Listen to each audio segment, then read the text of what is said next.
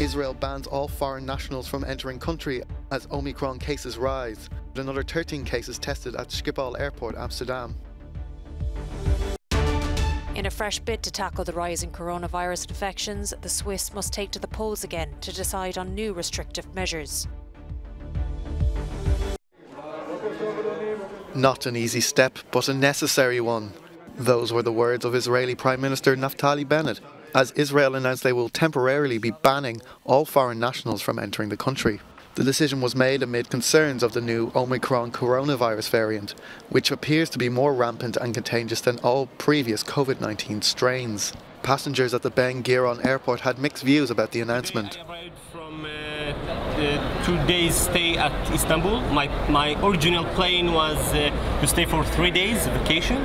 But because of the new decisions, the Israeli decision government, I cut my vacation at Istanbul and came back early. I'm not too nervous about what's going on. I assume that I'm vaccinated, I had COVID already, so I think everything should be fine.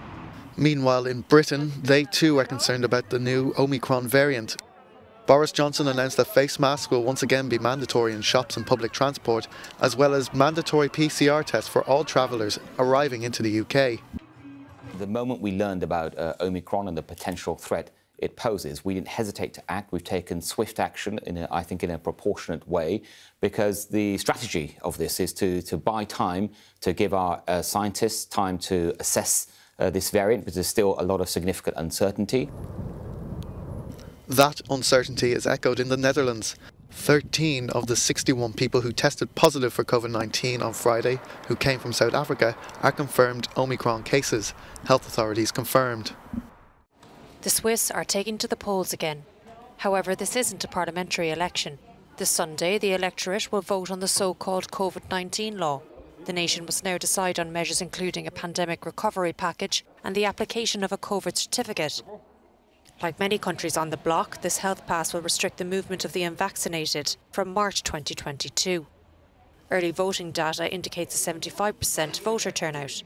This is the second vote on the government's pandemic response. The first was back in June, with 60% approving an extension to the national restrictions. That one was ratified in September. While the infection rate has soared in recent weeks, the federal government has decided against a lockdown. Unlike its European neighbours, the independent nation is responding to the pandemic with a series of referendums. Major parties and voters will back the coronavirus policy, as polls suggest. However, the right-wing populist Swiss People's Party has criticised the certificate. This building, which has been burned to a cinder, was a petrol station, and this one, a post office. Efforts to tackle COVID-19 have sparked violent protests on the French Caribbean island of Martinique.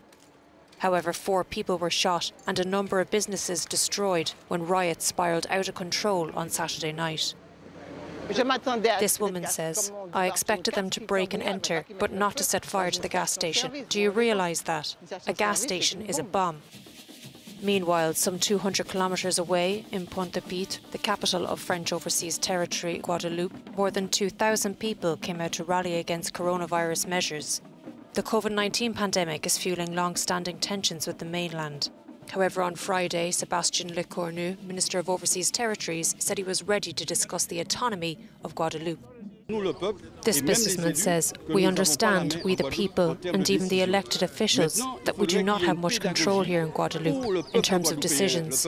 We need to educate the Guadeloupean people so that they can learn what autonomy means." Frustrations over the government's mishandling of a toxic pesticide, chlorocone, which was used to cultivate bananas on the island, continues to fuel suspicion of the COVID vaccine. Less than a third of the population have been inoculated. Hordes of Australian peacekeepers have arrived on the Solomon Islands. This comes after a small protest in the capital of Honiara on Wednesday erupted into 3 days of looting and violent rioting. The charred remains of 3 people have been found. But the Australian Prime Minister says their goal is not to dictate policy. It is not for us to be interfering in their democracy. It's not for us to be interfering in how they resolve those issues. We are just simply there as a good family member to try and provide a stable and safe environment for the issues that are there in the Solomon Islands to be peacefully worked through. Many islanders believe their government is corrupt. But while tensions are now at bay, the stability of these Pacific islands remains unclear as poverty and joblessness continues to rise. Thousands of women in Rome on Saturday protested about violence against women. It's part of the global 16 Days campaign, with demonstrations against gender-based violence. Campaigners denounce what they consider to be an institutional policy hostile to females, the LGBTQIA community, and those vulnerable to the economic, social and health crisis. So far this year alone, there have been 109 femicides. That's about one every 72 hours, actually even more. And according to the latest data, there are 89 women who report crimes related to gender-based violence every day, from stalking to sharing private material online to beatings and a whole range of harassment at work or at home. So 89 every day.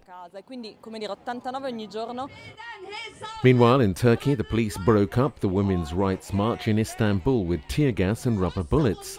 The protesters were denouncing the recent rise in violence against women. According to an advocacy group called We Will Stop Femicide, 18 females were killed by men and 19 others found dead under suspicious circumstances just in the last month. The award-winning Spanish writer Almudena Grandes has died at the age of 61 at her home in Madrid. She'd had cancer for more than a year, since September 2020. Grandes was one of the most representative figures of Spanish literature. Some of her works reflected her political commitment to feminism and a left-wing political struggle. More than 400 people rescued from the Mediterranean Sea have disembarked at Sicily.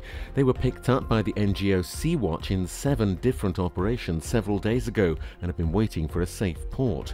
After arriving in Augusta Friday afternoon, the people remained on board until health checks were done, which delayed them going ashore by 1 day.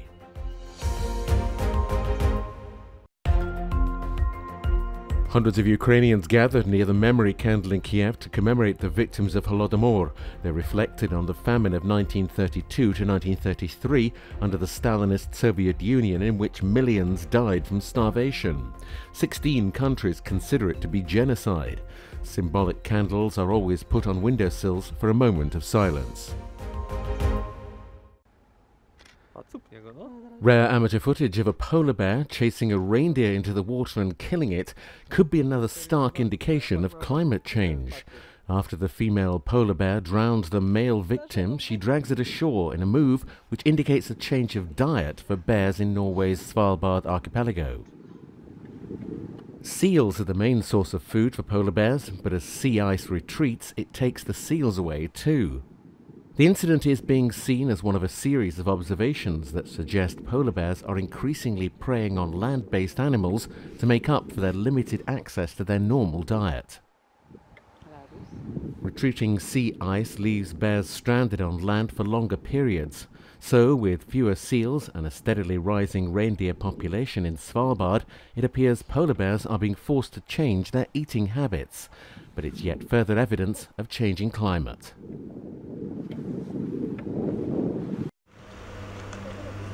The snow has arrived to order and in abundance in South Tyrol for the opening of the Italian ski season. Italian resorts didn't open at all last year because of COVID restrictions, and for fans of the sport, it's been a long wait. I've got shivers up and down my spine, says this skier, because we left the slopes on that famous day, March the 8th, 2020, rushing to Rome because everything was going into lockdown. It's taken nearly 2 years, so we're very happy and very emotional. In the Dolomiti Super Ski Resort, COVID passes are needed before you can obtain a ski pass. The important thing is to use the weapons we have, says the resort vice president. Get vaccinated, respect the rules, use the green pass with all its potential, and I think by doing so we could potentially manage the season without a lockdown. But we are all aware that it could happen. Masks are required when going up on chairlifts or cable cars, but not when skiing on the way back down.